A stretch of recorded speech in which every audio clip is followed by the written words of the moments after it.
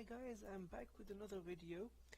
This time it's a video on designing the safest possible system you can have while keeping liquid cooling in mind.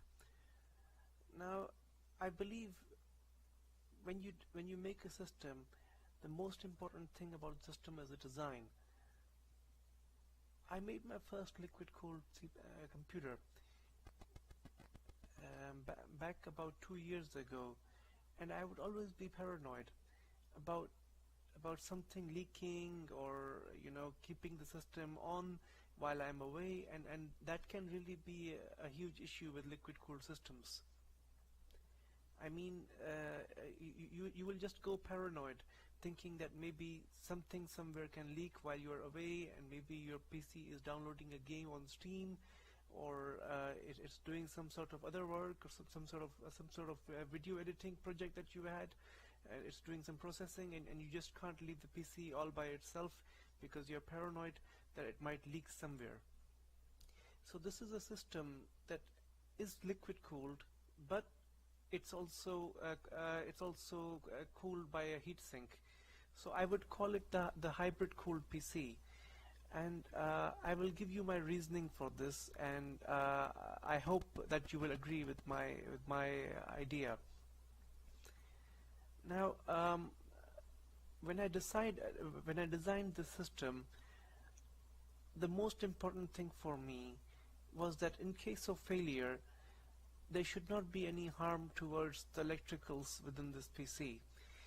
And the most important part I can see here that could be harmed with a liquid spill is obviously the motherboard and the CPU and the graphics cards. So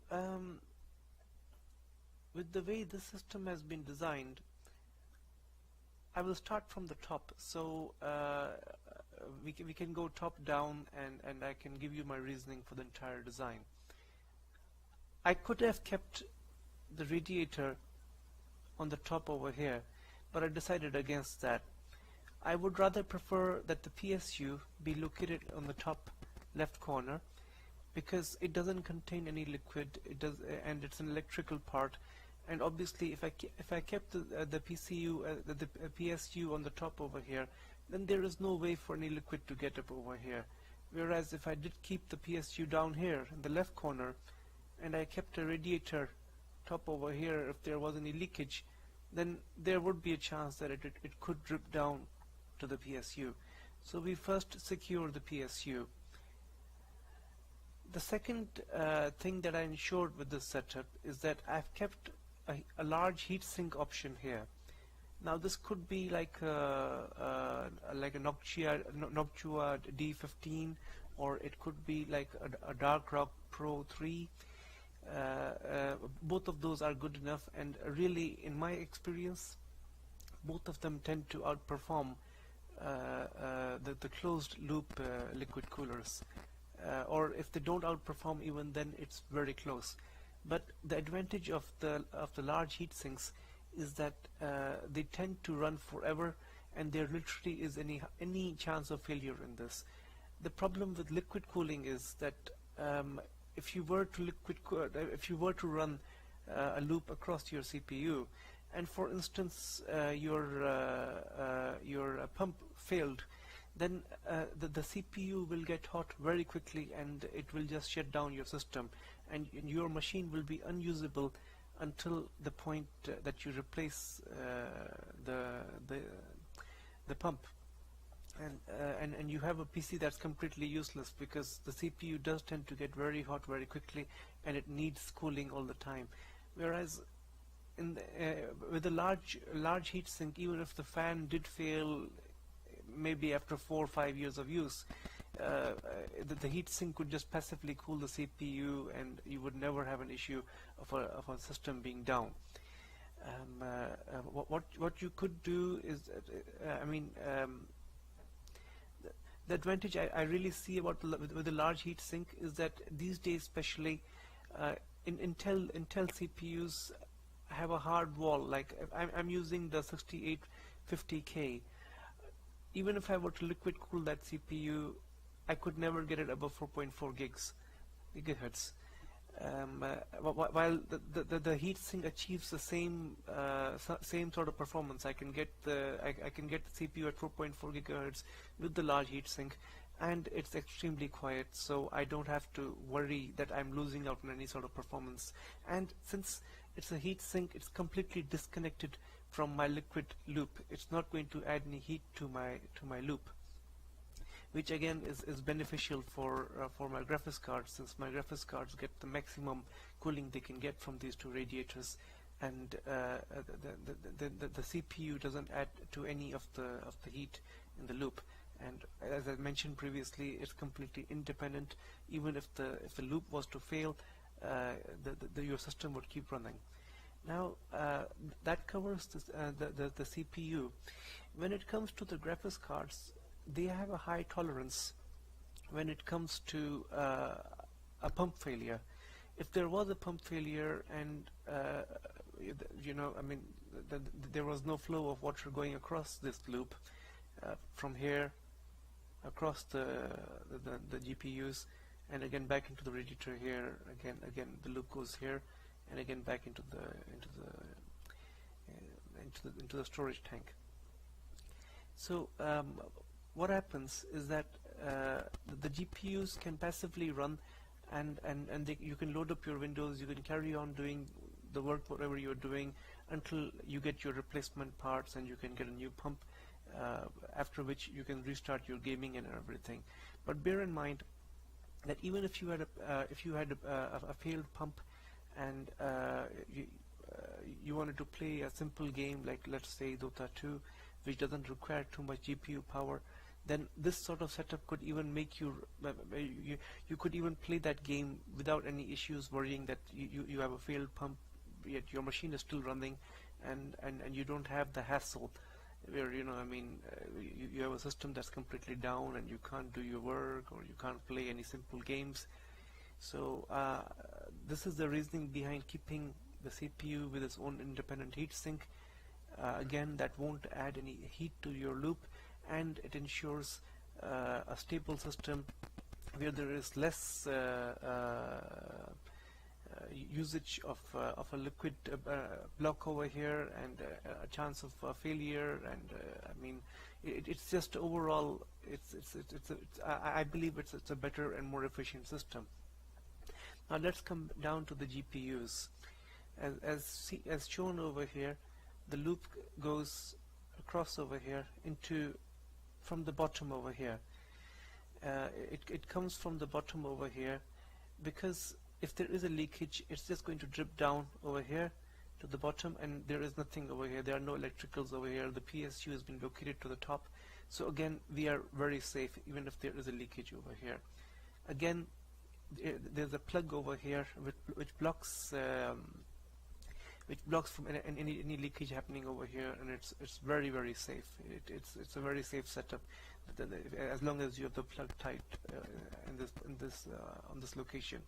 Same goes for this location, and then again the liquid flows down from over here right across over here, and you can have a drain valve somewhere in the middle over here, just in case if you ever want to empty your loop, or you want to drain your loop. So this is an easy exit point where you could have a alternate line here, alternate piping over here, which could drain the entire loop here. Okay, and if you don't want to drain, then obviously it goes straight across into the radiator, which over here is cooled by 3 120 fans, which should keep this huge radiator relatively cool. And again, from this radiator it goes back to the top over here. Now again, there's a reasoning why I have kept the radiator over here. Obviously, if I had it on the top over here and there was a leak, then it would start dripping all over the PC. But since it's in an upside down, it's in this position, even if there's a leak over here, it's going to cause any harm to your PC. And since there is no liquid since there's no gravity that can pull the the liquid out of the radiator, there is no chance of any spill happening in this location. Again, from this location, the liquid should flow back up over here on the top to this radiator, which is cooled by 6 fans. You can have really low RPM fans since it's such a huge radiator, and these fans will keep this really cool, especially with the cold air coming in from the front. Again, with this position in the radiator, even if there is a leakage here somewhere, it's not going to cause any spillover to your electronics located over here. It's all very safe. It's in a position where you are not going to see any problem happen, even if there's a leakage. And again, with the position of the radiator, even if there is a leak, it's not going to drain much. I mean, if for example the PC is off and some dripping is happening, if example we had the radiator upside down over here and the pipings were over here, then yes, the radiator would drip until it was all emptied out. But since it's on the top over here, there is no way for any dripping to happen, and it's again in a very safe position. So it comes back into the loop over here, into the reservoir, and from here again it goes back into the GPUs. So it's a small loop, efficient, and it's designed to keep to have a high. It's designed to have 2 huge radiators, which ensure that your GPUs are kept absolutely cool and always running to their max. Especially with the GPUs like NVIDIA's current 10 series GPUs, they tend to boost up to however high they can go as long as they are cool. You might not even need to overclock the GPU much, because if the temperatures are so low, it's automatically going to boost up to its max potential. So yeah, this is the setup I have in my PC, and I will be showing you how it works in person. I will show a picture of how it is and how it looks like. And let's not forget about the NVMEs. I am personally using a workstation motherboard, which is the X99WS 3.1. The advantage of this motherboard is that it's first of all, it's an X99 motherboard, so obviously it's got 40 PCI lanes. But again, since it's a workstation motherboard, it comes with the PLX chip. The PLX chip tends to divide the PCI lanes, and I could leave this for another video, but in bottom line, what it does is that it allows you to fit more PCI devices without exhausting the GPUs. The GPUs still get their 16 PCI lanes, both of them, and the NVMEs tend to get their lanes that they need for maximum performance. As I had demonstrated in one of my videos with NVMEs running in my system, the 960 EVOs. Had I had the same system with a Z170 or a Z270 with a DMI 3.0, then the max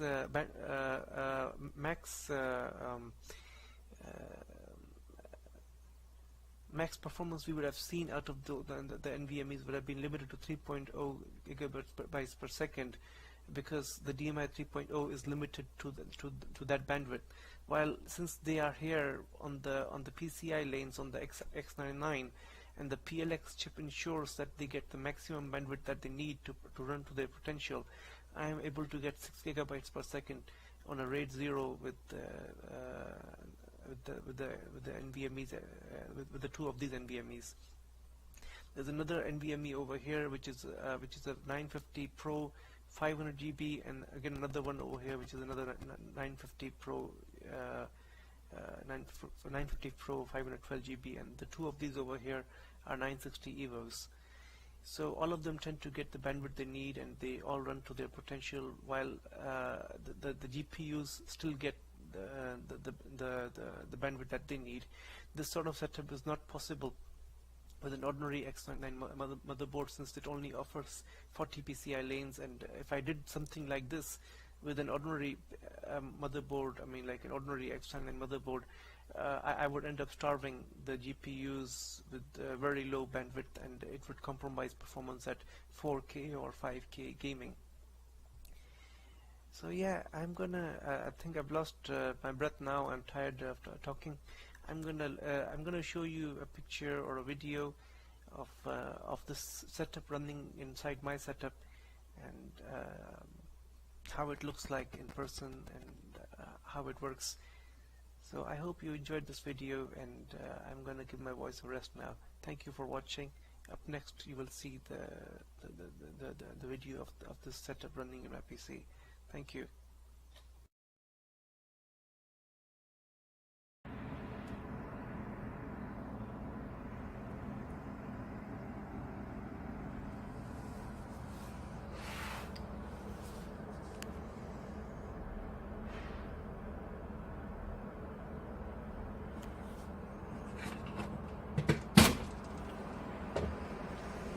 Okay guys, this is how the PC looks from the inside.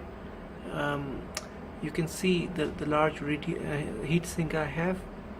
This is the Be Quiet Dark Rock Pro 3, which has 2 fans in the heatsink. There's one in the middle, and there's one on one obviously which you can see, and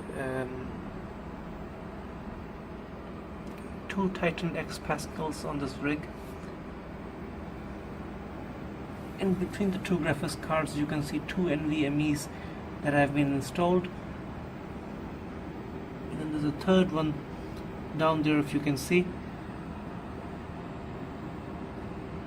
and a fourth that's on the motherboard itself.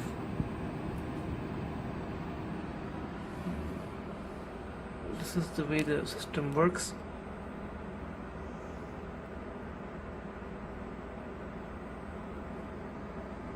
The loop goes down all the way across the graphics cards, and as I explained in my video, it's all done in the safest possible way. So even if there is a leak in the system, there is no way this can get to the electrical components of this PC. You can see the PSU up over there, and there's a drain valve here, and then loop goes back. It's a radiator that has 6 fans on it, and back into the reservoir. Thank you for watching the video. Hope you enjoyed.